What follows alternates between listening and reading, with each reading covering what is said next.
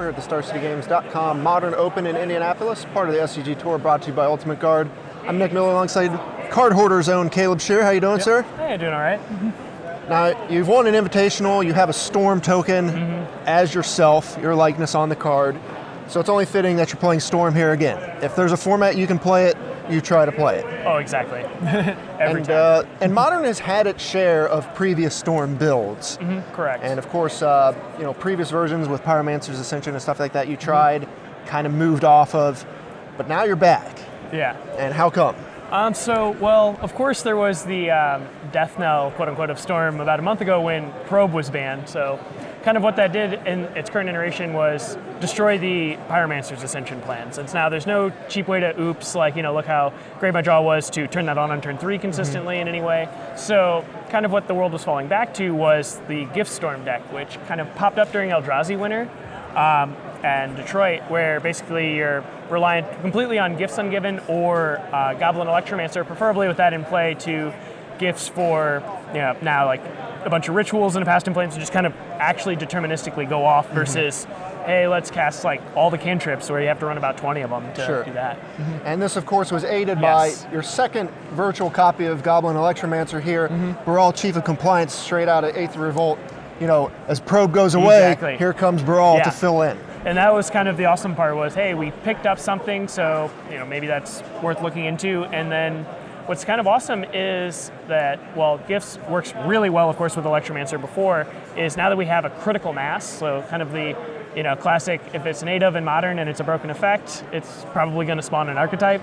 So now that we actually have just like a medallion, quote-unquote, based Storm build. So that's kind of really the awesome part of what it brought to the table. And you said you had touched on the Storm deck back in Eldrazi Winter. Correct. So you kind of had a familiarity with this strategy. Now, we're just basically looking to chain some rituals, get a gifts, and then go from there with Past in Flames? Yeah, so kind of what the usual setup is here is when you gifts, preferably with an Electromancer or Baral, Chief of Compliance in play to make everything cost 1 less, is to get one of each of your rituals and a Manamorphose, and then also a Past in Flames to start the loop. Since if you have then 3 mana available, at worst case scenario, they can give you a Manamorphose and a Past in Flames to give you 4, which then starts the loop because Past in Flames would cost 3 with an Electromancer. Sure. So that's kind of the critical loop there. And then within the loop of actually going through Past in Flames, you're going to cast the Gifts Ungiven again to get the second Past in Flames with the Grape Shot and some more rituals. So that's kind of the actual quote-unquote standard issue kill out of the deck, is casting gifts a bunch of times in one turn now. Right. Which is pretty awesome. And this is aided by, you more reliably have your 2-drop creature to do this. And, in the previous versions, if they killed your first copy, you kind of be out of luck. Here you have a bunch of redundant copies. Precisely. You can handle a Thoughtseize, you can handle, a removal spell. Exactly. So it's pretty much, if they want to, take, nuke our hand, same with theirs, like by doing the discard game, we can just sit there and accrue like 5 lands and then cast Gifts Ungiven and win anyway once we have 6 or 7 mana available with rituals. Right. So that's kind of the nice part there, as well as, we can handle that with the critical mass and even later. Okay, and we even saw you on camera, a Thought-Knot Seer came down, took your gifts. You weren't dead because you could just, do a mini chain and then rebuild later on. Precisely. So this deck, you said the previous versions had a bunch more cantrips. This one's kind of a slimmed down version of that. You have Thought Scour, Serum Visions, and Slide Hand as your really only manipulation. Exactly. So it's kind of, now modeling itself more along the lines of Legacy Storm, which is cantrips are there to kind of filter your draws, not actually do your combo. Like from before, as we had Probe, 4 Thought Scours, 4 mana, like roughly 20 in the Pyromancer build, since you're trying to actually use the Ascension to draw the deck, versus now where it's like, hey, can I assemble Gifts Ungiven, Pyretic Ritual, or Desperate and an Electromancer, since if you have 3 lands that, you can start going off. Okay. It's kind of the base bones of that. Then you have, some remands here that kind of fill out the deck where you're trying to play, if you need to play a reactive game, and then you can kind of build up and go from there. Yeah, actually, like, Remand serves quite a few roles. So it serves the kind of, as you touch on, the reactive, hey, stall you out for a turn to quote-unquote time walk you.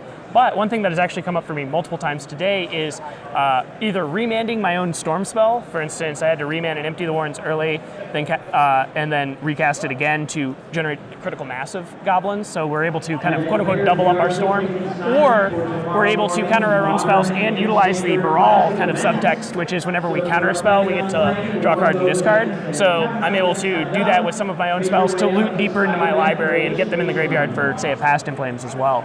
Right, the often overlooked ability on Baral. Exactly, yeah. You do have a few counter spells in this deck, especially once you move to the sideboard, so you can kind of get that value too. Exactly. And are you mainly looking to Grape Shot or empty in this deck?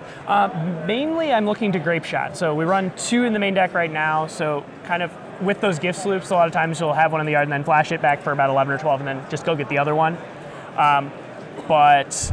After, also, we do run 1 empty in the main deck, but that's more of a kind of a catch-all. Since we have gifts, we can just kind of get it. It's not really a game plan until after board. Yeah, moving to the sideboard, it looks like it is a game plan because you have a bunch more copies here. So what are the matchups where you really need to do this? Pretty much any time where they're going to make your life really hard for the graveyard. So if they're doing that and not trying to kill you by turn 3 or 4, then that card's great. But the other exception to that rule being Burn, which ironically is trying to kill you really fast, but all of their draws they're incentivized to keep with Eidolons and so forth, kind of like Eidolon or Bust, is very weak to turn 2 or 3 empty the warrens, just shove 8 goblins on the board, and then if they put an Eidolon out, they can't even burn you out that point. Then they're under their own. So those are kind of where that matchup card comes in.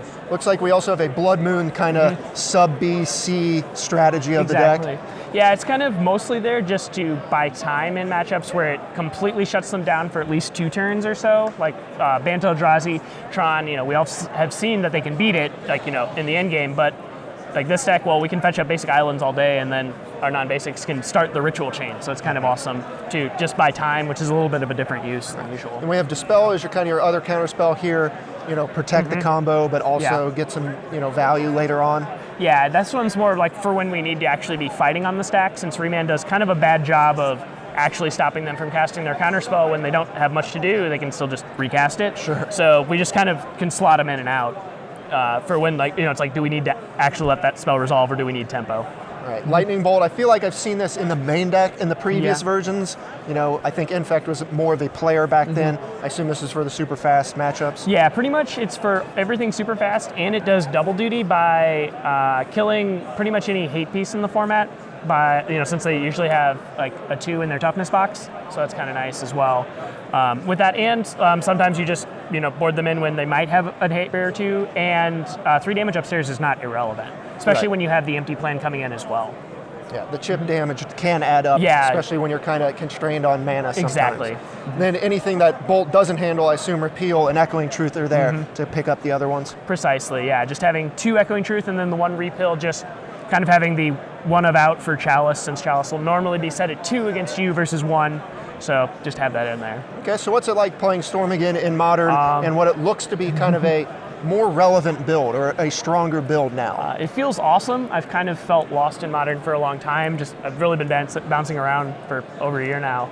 And the fact that it feels viable, also now it feels a lot more like Legacy Storm in that we're kind of actually developing a deterministic deck that's weaving around and also can do stuff on minimal resources, kind of similar to how you can just Cabal Ritual Infernal Tutor. Sure. Now it's the same with gifts and a ritual. So all right. I definitely think going forward this will be what I'll be working on. All right, well, you get to continue using your token. I'm sure that's a good thing. Oh, yeah. We've already seen it on camera once, so you're 5-2 after 7 rounds. Yep. So off to a pretty strong start. We wish you the best of luck. All right. For Caleb Scherer, I'm Nick Miller here in the sideboard. Stay tuned to StarCityGames.com all week long for the action here in Indianapolis.